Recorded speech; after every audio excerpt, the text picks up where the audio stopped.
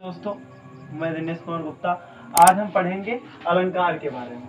अलंकार जैसे कि स्त्री की शोभा बढ़ाने के लिए वस्तुएं होती हैं, आभूषण होते हैं, उनके गहने होते हैं, ऐसे ही हमारे अलंकार होते हैं। स्त्री जब आभूषण पहन लेती तो वो सुशोभित यानी कि सुंदर लगने लगती। ऐसे ही अलंकार यानी कि अलंकार जब पढ़ते हैं लिखते हैं तो उसमें एक अलंकार होता है, यानी कि उसमें सजाने के लिए अलंकारों का प्रयोग किया जाता है। जैसे कि सबसे आसान तरीका इसे पहचानने के लिए सा है, सी है, सम है, समान है आदि इत्यादि शब्द आते हैं तो उसमें उपमा अलंकार होता है। इसकी परिभाषा यदि हम देखेंगे तो जहां दो पदार्थ या फिर किसी व्यक्ति व किसी वस्तु के समान दो भिन्न पदार्थों के समान गुणधर्म साधन से बताया जाए तो वहां उपमा अलंकार होता है। यानी कि समान यानी कि भिन्न वस्तुएं हैं और समान गुण बताया जाए, वस्तु अलग हो और समान गुण बताया जाए तो उसे ही क्या कहते हैं, उपमा अलंकार कहते हैं।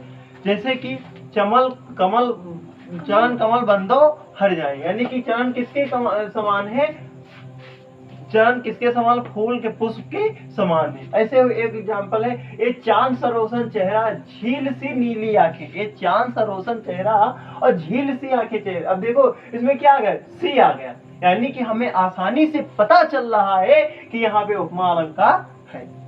अब दूसरा एग्जांपल क्या है, चांद सी महबूबा मेरी कब मैंने सोचा था, हो तुम वैसी ही जैसे मैंने सोचा था। यानी कि देखो इसमें सी आ गया, क्या आ गया, सी आ गया ना। तो इसी जैसे कि इसमें आसान तरीका क्या है छाड़ने का, सा है, सी है, समान आज शब्द आए तो वहां पे क्या होता, उपमा अलंकार होता।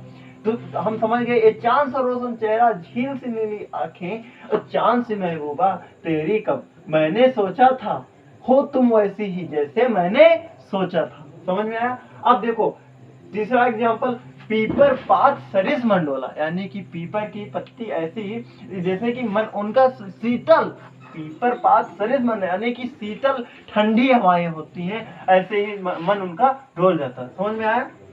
अब आता है उत्प्रेक्षा अलंकार। उत्प्रेक्षा अलंकार में क्या होता, इसकी परिभाषा हम देखेंगे तो जहां पर उपमेय में उपमान की संभावना की जाए वहां उत्प्रेक्षा अलंकार होता। उपमेय में उपमान की संभावना की जाए वहां पे क्या होता, उत्प्रेक्षा अलंकार होता। इसके वाचक शब्द जन, जानो, मन, मानो आदि इसके वाचक शब्द हैं। अब इसका एग्जाम्पल क्या होगा, अब इसको पहचानने के लिए क्या, यदि देखो वाचक शब्द दिए हुए यहाँ पे, देखो यहाँ पर वाचक शब्द दिए होते। अब देखो यहाँ पे जन जानो, मनो मानो, जो जानो। अब इसमें देखो एक एग्जाम्पल हम पढ़ेंगे तब पता चलेगा। देखो चित्रकूट जनु, अब देखो जनु आ गया, जन जहाँ देखो यहाँ पे जनु है, यहाँ पे जनु आ गया ना। तो यानी कि हमें स्पष्ट पता हो रहा है कि यहाँ पर उत्प्रेक्षा अलंकार है। अब देखो चित्रकूट जन अचल अहेरी, अहेरी फूले का सकल मही छाई, जनु रसा ऋतु प्रकट बुढ़ाई। यानी कि देखो यहाँ पे जन्म आ गया, यहाँ पे क्या है, जन्म आ गया। अब दूसरा एग्जांपल तीसरा देखो, सोहत ओढ़े पीठ पत श्याम सवनों ने गात मनो। देखो यहाँ पे क्या आ गया, देखो यहाँ पर मनो आ गया, क्या आ गया, मनो आ गया। तो मनो नील मल शैल परे आतप परे प्रभात, यानी कि इससे स्पष्ट होता है जहाँ पे जन हो, जनो हो, मन हो, मनो हो, जो जानो, यानी कि इत्यादि शब्द आते हैं वहां पर उत्प्रेक्षा अलंकार होता है। यहाँ पे हालांकि यदि आप लोगों को पीडीएफ चाहिए तो कमेंट कीजिए और हमें बताइए, आप लोगों को पीडीएफ मिल जाएंगे। इतने स्क्रीनशॉट लीजिए, आगे नेक्स्ट वीडियो में बताते हैं। रूपक अलंकार। रूपक अलंकार क्या होता, हमने पढ़ा उत्प्रेक्षा अलंकार, उपमा अलंकार, उसमें अच्छे से समझ गए। अब हम पढ़ेंगे रूपक अलंकार। रूपक अलंकार में क्या होता है, जहां किसी व्यक्ति या किसी वस्तु या स्थान सादृश्य सहित भेद रहित आरोप हो वहां पर उपमान और उपमेय में कोई भेद रहित आरोप हो वहां रूपक अलंकार होता है। और यानी कि अर्थात, यानी कि दूसरा एग्जाम्पल ना समझ में आया तो दूसरा, यानी कि ये परिभाषा ना समझ में आया तो दूसरी इसी टाइप से उपरूपक ही अलंकार की है।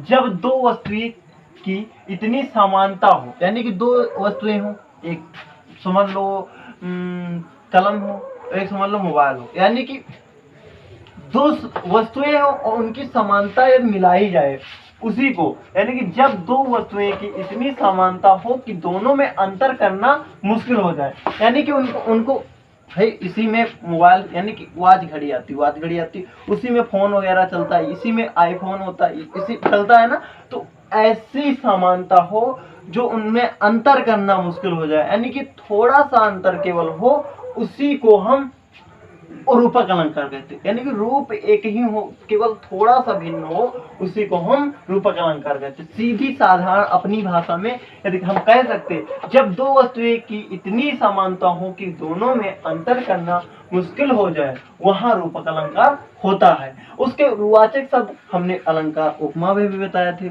और उत्प्रेक्षा में बताए थे। अब इसके वाचक शब्द क्या होंगे, देखो तो विस्मय बोधक यानी कि ये चिन्ह आएगा, विस्मय बोधक ये चिन्ह आएगा, और ये देखो डैश से सा सी इनके पहले डैश लगा होता, आदि ऐसे शब्द आ जाए तो समझ लेना कि रूपक अलंकार होते। इनका अर्थ होता और, जो ये डैश बीच बीच में लिखा है देखो, इसका अर्थ होता और। देखो लिखा चरण कमल बंदो हरिराई, यानी कि हरि के कमल कैसे हैं, चरण उनके कैसे हैं, कमल की समान, यानी कि प्रभु के, यानी कि हरिराई यानी कि प्रभु नारायण के कैसे चरण है, चरण कमल बंदो यानी कमल की समान है, ऐसे कि चरण कमल बंदो हरिराई।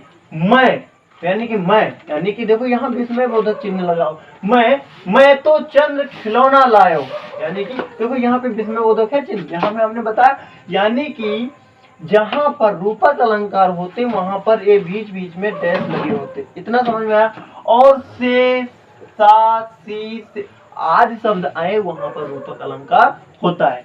यदि दोहा में कोई आ जाए और डैश बीच में लगा हो तो समझ जाना है कि वहां पर रूपक अलंकार होता है। यदि विस्मय बोधक या चिन्ह लगा होता तो समझ जाना कि वहां पे रूपक अलंकार होता है। तो समझ गए ना, चरण कमल बंदो हरिराई, मैं तो चंद्र खिलौना लायो। हम उम्मीद करते हैं आप लोगों को बहुत अच्छा वीडियो लगा होगा। प्लीज सपोर्ट करिए, सब्सक्राइब करिए, ज्यादा से ज्यादा शेयर करिए, और यदि हिंदी की पीडीएफ आपको चाहिए तो हमें कमेंट करके बताइए, आपको हिंदी की यानी कि पूरी बुक के आपको पीडीएफ मिलेंगे। धन्यवाद।